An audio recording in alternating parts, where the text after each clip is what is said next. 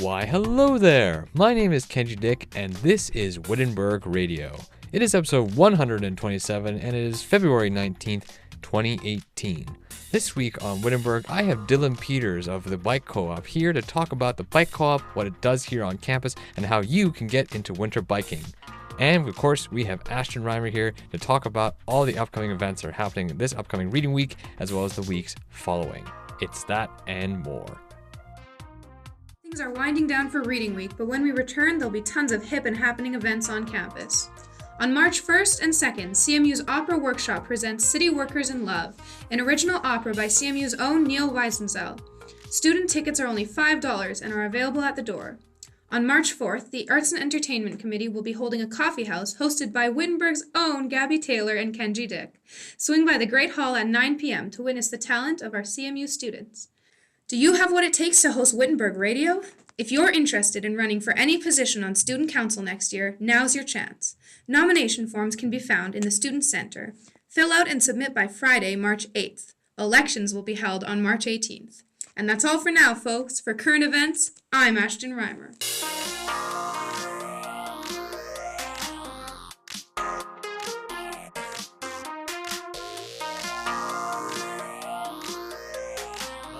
I'm very happy to have Dylan Peters in the studio today. Thank you so much again, Dylan, for coming to the studio. He is a first-year environmental studies student, and he also just so happens to be a bike mechanic here at the Sanctoral Bike Co-Op here at CMU. Is that correct? Yeah, it is. Amazing. So I wanted to talk about the Bike Co-op today because I feel like it's something that it's something here at CMU that not a lot of people necessarily know about. So the first question I wanted to ask you here today, Dylan, is what is the Sanctoral Bike Co-op? Do you mind just explaining the very basics of the place? So basically it was designed to collect a bunch of old bikes that not a lot of people were using or they were throwing out that were still in working condition or semi-working condition. And then it gave CMU an opportunity to get some students some jobs and positions there to work as bike mechanics or even just to get membership so they can go and work on their bikes in a decent shop with good tools and equipment. Nice. And so where is it on campus? So it is in the music wing in the basement. It is a bit difficult to find, but if you can find it, I highly recommend stopping in, especially if you see someone working in there. Okay, nice. And so what are the hours that it's like kind of open? So we don't have any permanent hours, unfortunately, due to the fact that not a lot of people know about it. So there's no point in us just sitting around for hours on end and no one showing up. So if you want to get involved in the bike co-op at all, or even get us to come fix your bike or learn how to fix your bike, just contact someone on the website or on the Facebook page, and then we can set up a time to get together and work out what's wrong with your bike, or if you want to buy a bike as well. Nice. And so how long have you now been working at the Bike Co-op? So this is my first year working there, and it's been a pretty good time. I haven't spent as much time there as I would like to, but there's just not a huge demand for bikes to be made or fixed. So Right. And so what do you do personally at the Bike Co-op? As a bike mechanic there, if anyone needs help with the bike and doesn't understand what's going on, I will try to get together with them whenever works best for the both of our schedules, and I will look over their bike and fix it to the best of my abilities, and I will try to walk you along with what's happening, because there's no point in going to a bike shop every time if you get a flat tire or something. It's a fairly simple fix that everyone should learn how to do, because it happens all the time. So if you can learn something from the bike co-op while you're there, then you don't have to go and possibly spend a lot of money getting it fixed at other bike workshops such as like MEC or things like that. But it's a lot better. Okay, wild. That's really fascinating. So I really like your emphasis on going to the bike co-op for not only just for the sake of like fixing your bike, for the sake of education as well, for educating people about what's wrong with their bike and potentially how they can spot the problem themselves. So like, would you say that's kind of like a core philosophy at the Sanctoral Bike Co-op? Is that something that you try to like do every time that someone comes in? Yeah, I would say it's definitely a goal that at least I've tried to put into my working there. I mean, I haven't gotten to help a lot of people there, but for the people that I do help, I like to walk them through what I'm doing with their bike because, I mean, I don't have to focus on more than one bike at a time because, once again, we don't have a lot of demand. So I kind of get to show them exactly what I'm doing and even get them to help with the process if possible. That's pretty incredible. So, I just wanted to. So, how long have you been a cyclist yourself? Yeah, Dylan. How long have you been like cycling around? So I have been cycling almost every day for the past 6 years. Wow. Okay. Yeah, more or less. Yeah. So you're pretty. You'd say you're a pretty serious cyclist then. Yeah, I'm a fairly serious cyclist. I would go far enough to say that. Amazing. And how long is your commute normally from home to CMU? My commute is around 10K one way, so Okay. 20 kilometers in a day. Yeah. So how long would that normally take you? Depending on the conditions. Now in winter, it's about a half-hour bike ride, which is longer than I would like. But in summer, I have managed to get it down to around 15 minutes. Not bad. Oh, hey, yeah, that's Yeah. pretty good. That's pretty good. Nice. So yeah, you just mentioned right now then that you actually cycle in the winter, which is kind of unbelievable for maybe perhaps some of our listeners, which is because if you look outside right now as of the recording this episode, it's like quite chaotic out there and also quite cold. So first of all, massive props to you for actually having the bravery to cycle through the winter. Thank you. And in addition to that, I just wanted to know why is it that you cycle in the winter? What is exactly very appealing about cycling in the winter despite the conditions out there? Well, I do not have a car because they are quite expensive, if you may not have noticed, and you have to pay for gas all the time. So it's a constant cost, and it gets very expensive after a while, as well as it is not spectacular for the environment if I'm driving 20 kilometers a day by myself, just to and from. So it's very impractical in that way.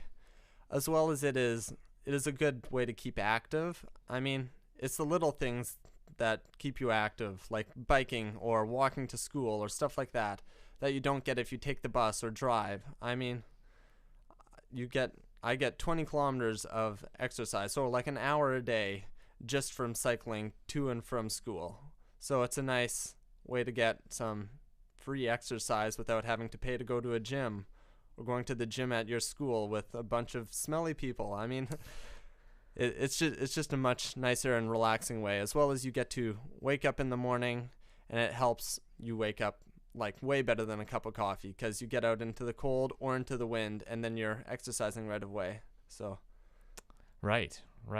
No, I absolutely agree with that. I find that as a winter cyclist myself, I'm currently not biking in the winter right now just because my bike broke down a week ago as the recording this episode. But when I was biking in the winter, I find that one of the most refreshing things about cycling in the winter is normally just how refreshing it is, not just like physically, but also like mentally as well. I find that like after like a long day of like studies or like just after a long day of studies especially, it's just nice to actually do a bit of exercise, just to clear your head a little bit and to give you like a little bit of space in your head, just to like deal with any kind of things that you may be thinking about and just like kind of nicely de-stress, throughout the bike ride. oh yeah, for sure. And I mean, there have been studies that have proven that exercise before going to school helps you with your cognitive abilities. I mean, it just allows you to do so much more. Yeah, absolutely. Yeah. So I guess like what I'm wondering then next is what kind of services then does like the bike co-op kind of provide for winter cyclists?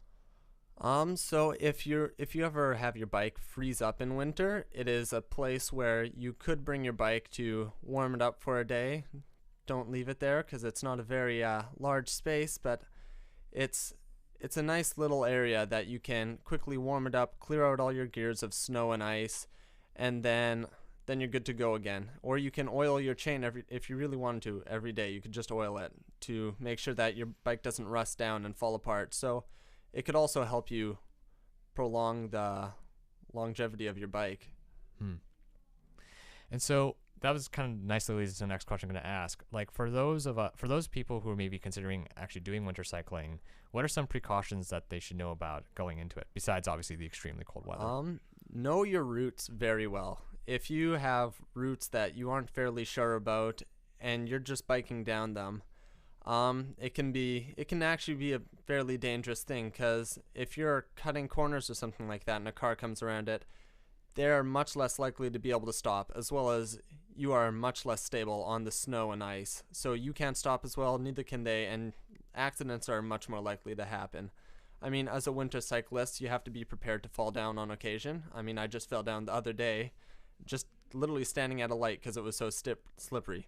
But I mean, you just got to be prepared for some things to go wrong, because I mean, you can't have everything go right all the time.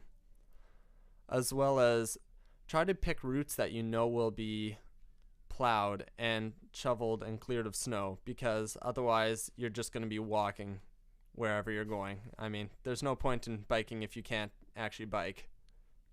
Then you're just getting an even harder workout.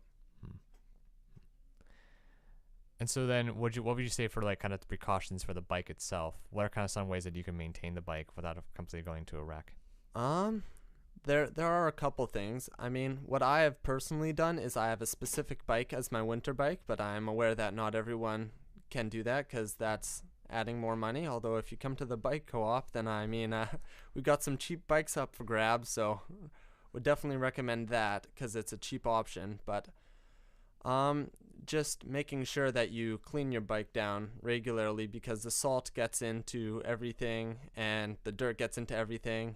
So you just want to make sure you're cleaning everything down, as well as oiling your chain quite often and cleaning it quite often, because that's one of the most important parts of your bikes that gets the most dirty when you're biking. So as long as you maintain your chain, you're usually going to be fine.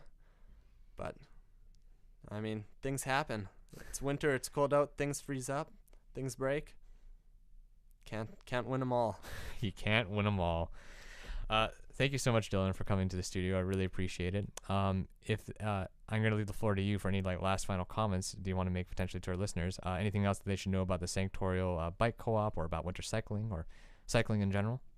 I would say hit us up on Facebook if you want to get in touch about any bike questions you have, because the more people coming and asking questions, the more room we'll have to do events and things. We wanted to do a winter biking thing this year, but we did not have enough interest in people wanting to come and listen to it, nor people knowing about it. So I mean, even if you want to come learn how to fix a bike or even build a bike, I mean, we have lots of bikes available to build. So if you want to come in and get one of us to help you through the whole process of rebuilding a new bike, then I mean, for sure, come in and do that. Excellent. Thank you so much, Dylan. Yeah, no problem. Thank you very much. Thank you once again for listening to Wittenberg Radio. Remember that if you ever want to try out winter cycling here on campus, or if you want to need any kind of tools at all with any kind of cycling, you can check out the Bike Co-op, which is currently in the music wing of campus.